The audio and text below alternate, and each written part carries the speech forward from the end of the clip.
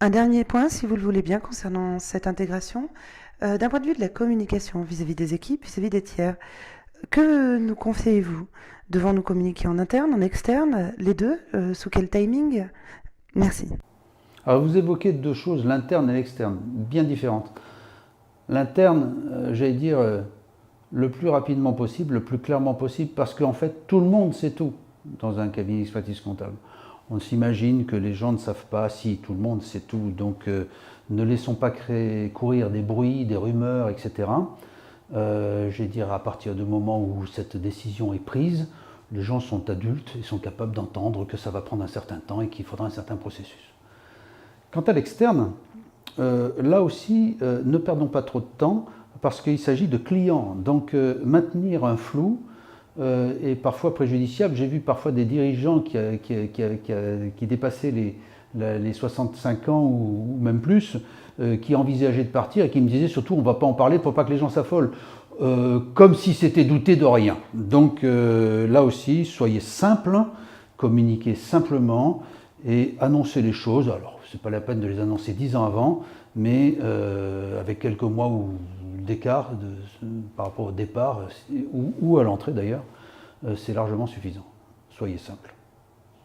Pour conclure, j'en viendrai maintenant tout simplement au conseil que vous donneriez à un jeune EC qui va intégrer un groupe d'associés afin qu'il réussisse réellement ce changement de statut et surtout qu'il trouve sa place au moment même de l'intégration. Merci beaucoup. On a parlé tout à l'heure des 4 qualités essentielles d'un associé. Être un bon technicien, être un bon manager, être un bon développeur, être un bon gestionnaire. Ça fait beaucoup, c'est vrai. Si vous avez 3 de ces qualités, ça peut coller. Si vous n'en avez que 2 sur 4, ça va être difficile. Et si vous n'en avez qu'une sur 4, c'est même pas la peine d'y penser, faites autre chose. Vous pouvez rester dans la profession, mais associé, ça ne va pas coller. Alors je dirais que les conseils que j'aurais à vous donner, c'est déjà de ne pas vous tromper par rapport à votre projet ou votre ambition. Si vous avez décidé d'être associé, ça veut dire qu'il va falloir rentrer dans le costume et arriver peu ou prou à intégrer ces quatre grandes qualités. Autre chose, c'est soyez acteur, soyez intrapreneur, prenez des actions en charge, agissez, prenez votre place. J'ai coutume de dire que, mais c'est pas moi qui l'ai inventé, que le pouvoir se prend, allez-y, tout autant que vous puissiez y aller.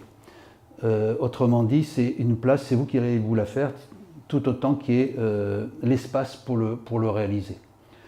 Ne marchez pas non plus sur les autres parce que vous pouvez être aussi impatient en voyant certains associés plus anciens ne correspondre plus aux critères actuels, en tout cas ceux que vous pensez être les bons critères.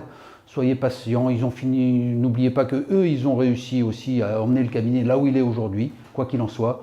Donc acceptez qu'ils soient comme ils sont et vous aurez un jour leur place, donc ne vous en faites pas. Voilà, je vous remercie, à bientôt.